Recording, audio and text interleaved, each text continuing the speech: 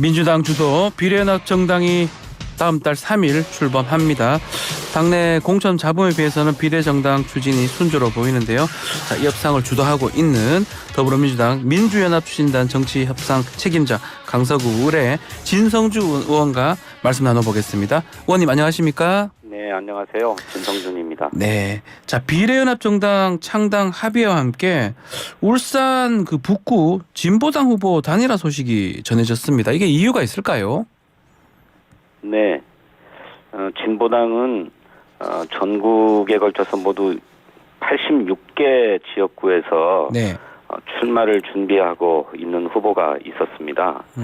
그런데 이제 진보당이 앞서 여러 가지 제안들을 하다가 최후에 그러면 울산시 북구를 양보해달라라고 제안을 했고, 네.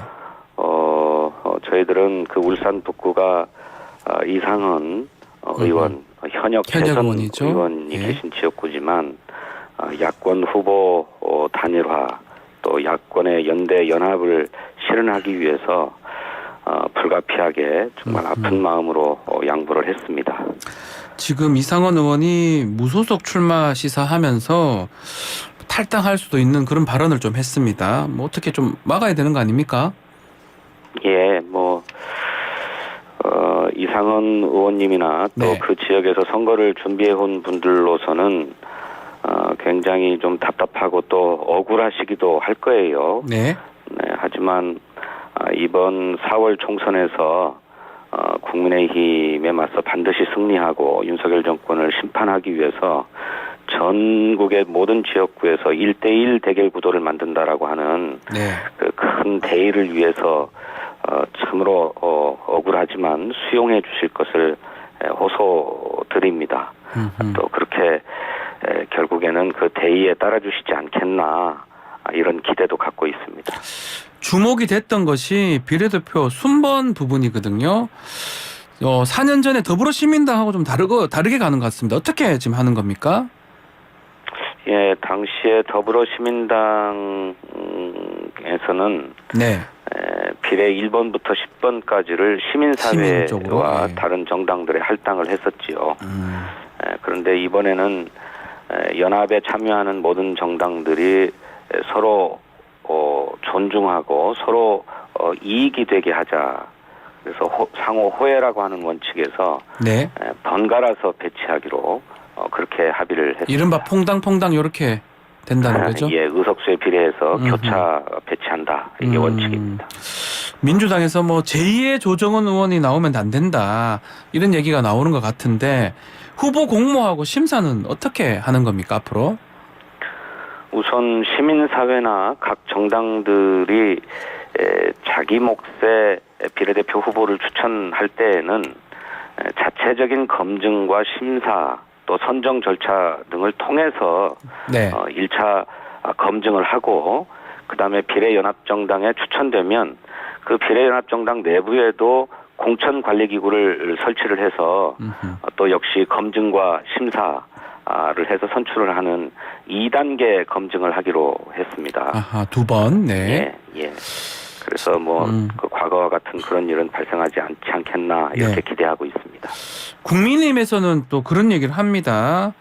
지금 통합 진보당 후신으로 불리는 진보당이 울산까지 포함하면 4석이 되는데 이거 2석기 시즌2 아니냐 이렇게 비판을 하고 있어요. 어떻습니까? 어떤 정당의 과거의 전력을 들어서 비판하는 것은 좀 사리에 맞지 않는 것 같아요. 네. 국민의힘에게 전두환 시즌2다 이렇게 하면 인정하겠습니까?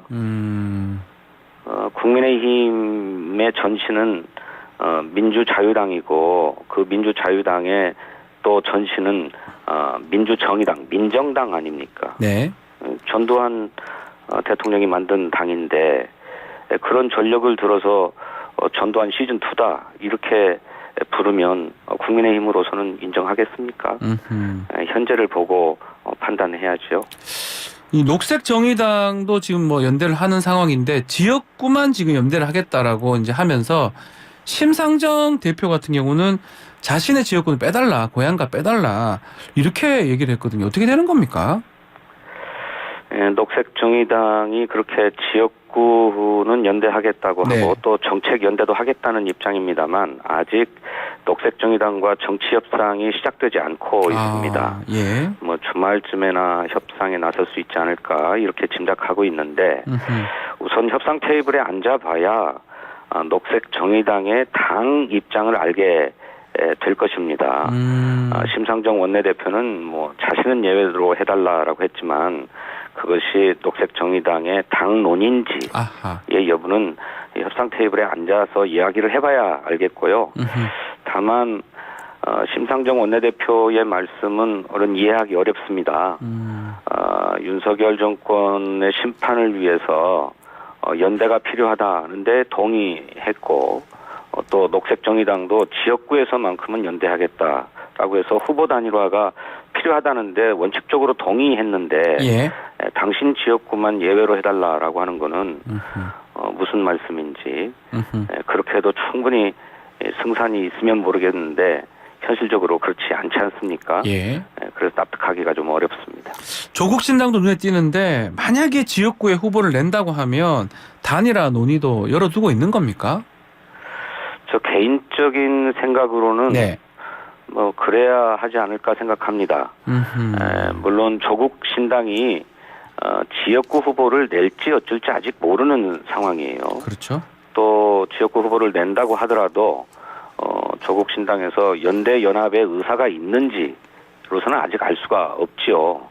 다만 조국 장관이 그간에 밝힌 말씀에 따르면 윤석열 정권을 심판해야 한다라고 하는 데는 동의하고 계시고 또 지역구에서의 1대1 대결 구도가 바람직하다고 하는 데에 동의하고 계시기 때문에 만약에 지역구 후보를 낸다고 한다면 지역구에서의 연대는 배제할 수 없지 않은가 저는 그렇게 생각합니다.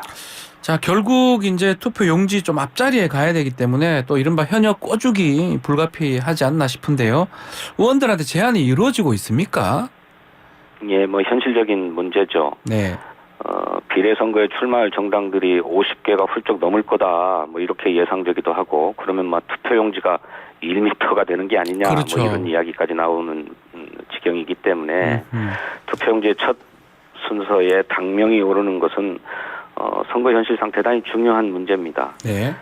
당 내에서 여러 의원들께 출마하지 않으실 의원님들께 제안하고 있습니다.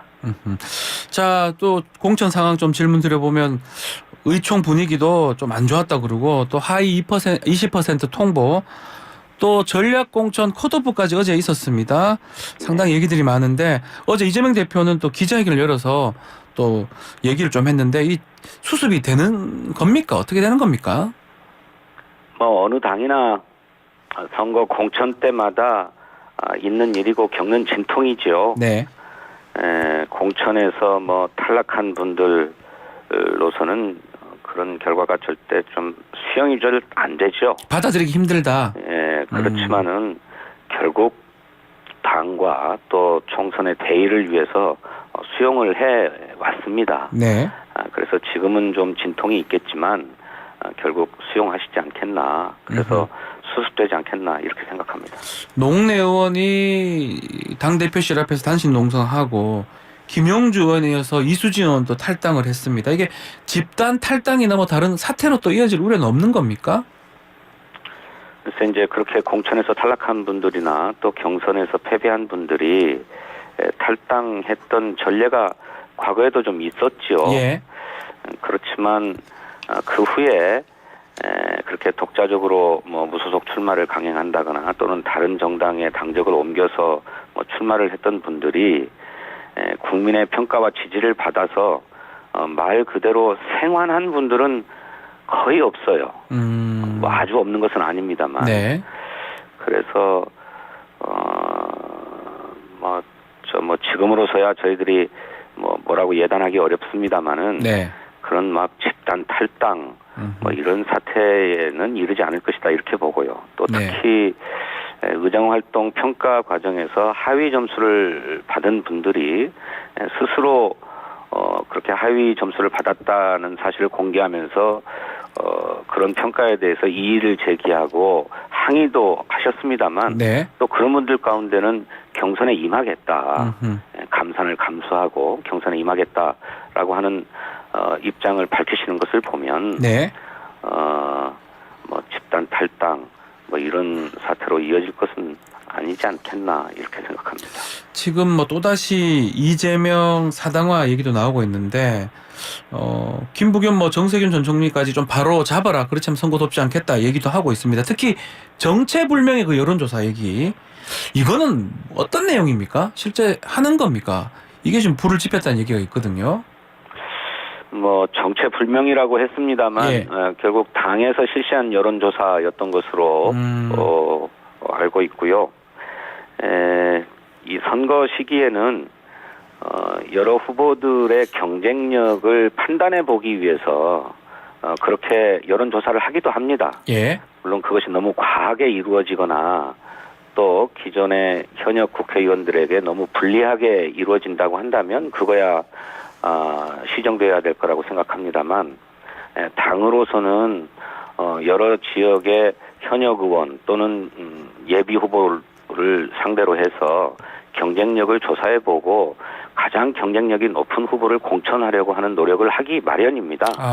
그것 자체가 잘못된 것은 아니고요. 있는 일이지만 혹시 과하게 진행된 점이 있다고 한다면 그 점은 당에서 고쳐야 될 것이라고 생각합니다. 이재명 대표 사퇴 얘기가 나왔고 이재명 대표는 툭하면 뭐 사퇴하냐 이런 얘기를 했었거든요.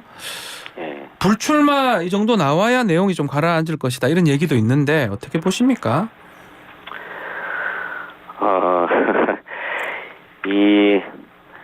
이 공천을 둘러싼 잡음과 혼란이 일시적으로 좀 크게 보이기 때문에 뭐 나오는 얘기들이 아닌가 싶습니다.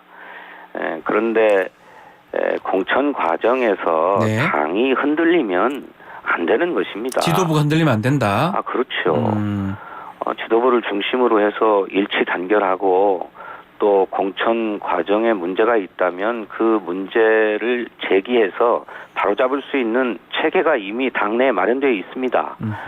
이의신청 처리위원회도 있고 재심 절차도 있기 때문에 그런 절차를 통해서 문제를 해결해 나가야지 그냥 당신의 개인적인 판단으로 수용할 수 없다고 해서 뭐 사당화니 당대표가 이선 후퇴해야 된다느니 뭐 불출마해야 된다니 이런 얘기를 하는 거는 네. 무분별한 주장이다 그렇게 생각합니다.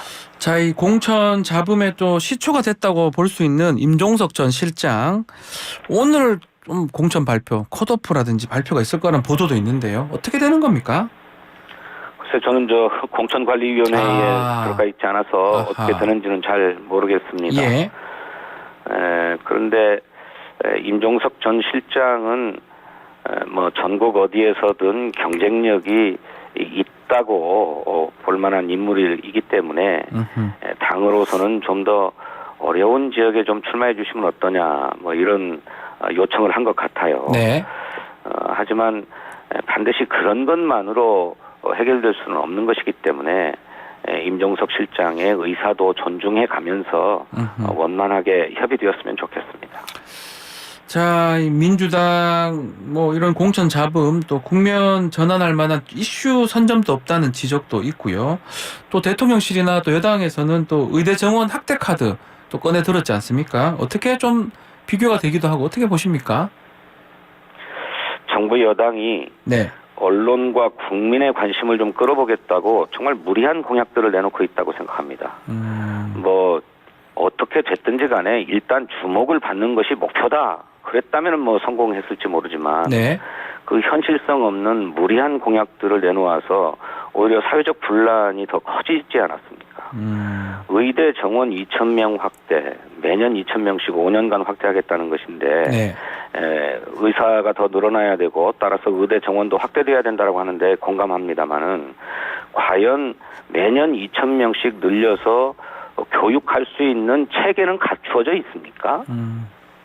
전혀 실현이 불가능한 얘기예요. 그러다 보니까 네. 그렇게 무리한 공약을 내놓고 그것을 뭐 한동훈 비상대책위원장이 중재해서 현실적인 안으로 타협하게 만들어서 뭐 한동훈 위원장의 뭐 리더십이나 중재력을 부각시키려고 하는 시나리오가 있는 게 아니냐.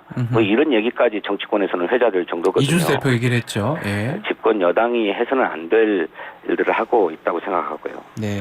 또 민주당도 뭐 왜 정책 공약 같은 건 하나도 안 내놓느냐 이렇게 말씀하시지만 그렇지 않습니다. 언론들에서도 좀 관심을 가져주시면 좋겠는데 네. 이미 시리즈로 패키지 공약들을 내놓고 있습니다. 아하. 청년들에게 대중교통을 월 3만 원이면 자유롭게 이용할 수 있도록 하는 3만 원 패스라든지 대학생 기숙사를 월 20만 원에 이용할 수 있는 기숙사를 5만 호 건설하겠다든지 하는 청년 패키지 공약이 있고요. 예. 또 자녀를 둘 낳으면 24평짜리 아파트, 그리고 3명을 낳으면 33평짜리 아파트를 분양전환 임대 아파트를 공급하겠다. 또 출생 기본소득을 추진하겠다라고 하는 저출생 패키지 공약도 내놓았습니다. 그 외에도 뭐 온 동네 초등돌봄을 비롯한 뭐 간병비 급여와 같은 돌봄 패키지, 네. 또 예비군 동원훈련 기간을 현재 4년에서 3년으로 축소하겠다라고 하는 국방 패키지 공약 등 현실성 있는 그리고 아주 절실한 문제들을 담고 있는 패키지 공약들을 내놓고 있는데 예. 우리 언론들이 별로 주목을 안 해주시는 것 같아요. 예. 그런 부분 관심을 때문에 갖고 예. 보도해 주셨으면 좋겠습니다. 그럼에도 불구하고 이 민주당 강서 선거 이후에 정권 심판론에만 기대고 있는 거 아니냐 이런 지적들도 있는 것 같습니다. 그 부분은 동일하십니까? 그것에만 기대는 게 아니고 우리 국민의 요청이 그겁니다. 윤석열 정권이 너무나 많은 실정을 저지르고 있어서 민주주의가 후퇴했으면 물론 이거니와 우리 경제와 민생마저도 엉망이거든요. 이 정권을 이대로 두면 안 되겠다. 나라가 망하게 생겼다. 이렇게 얘기하고 있기 때문에 네. 이번 총선의 의미가 바로 윤석열 정권의 심판에 있습니다.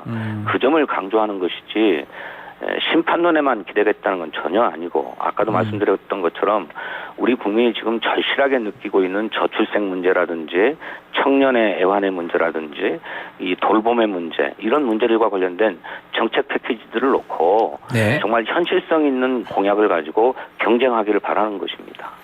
자, 뭐 그런 차원에서 얘기를 좀 해보면 여전사 3인방이라고 불리는 추미애, 전현희, 이현주 이 전략 공천 얘기가 나오고 있는데 뭐 우리 진성준 의원께서 전략통 아니겠습니까? 어떤 공천이 되면 좋다고 보십니까? 저는 전략통 제가 전략 공천에 관여하고 있지 않아서 그렇습니까? 예, 잘 모르겠습니다. 네. 그분들이 우리 당의 뭐 유용한 자원이고 자산이다라고 하는 점에는 뭐 동의가 될 것이고 다만 이현주 의원의 경우에는 저는 개인적으로는 뭐 바람직한가 하는 생각은 갖고 있습니다만은 예. 이분들을 총선에 어떻게 배치해서 유효한 성적을 거둘 것인가 하는 문제는 전략 단위에서 판단할 거라고 생각합니다. 자, 이제 뭐 1분 정도 남았는데요. 이 다음 주 목요일에 김건희 특검법 등 그 쌍특검 재표결이 이루어진다고 하는데 어떻습니까? 전망은요? 글쎄요, 뭐 지금 상황에서는 김건희 특검법이나 네. 또 대장동 특검법이 대통령에 의해서 거부권이 행사되어 가지고 국회가 재의결을 해야 되는 상황인데 네. 국민의힘이 동참하지 않을 것 같아요. 이거 그야말로 김건희 방탄 국회를 하지 않을까 그렇게 생각이 드는데 네. 그것은 국민의 여망과 전혀 동떨어진 일 아니겠습니까?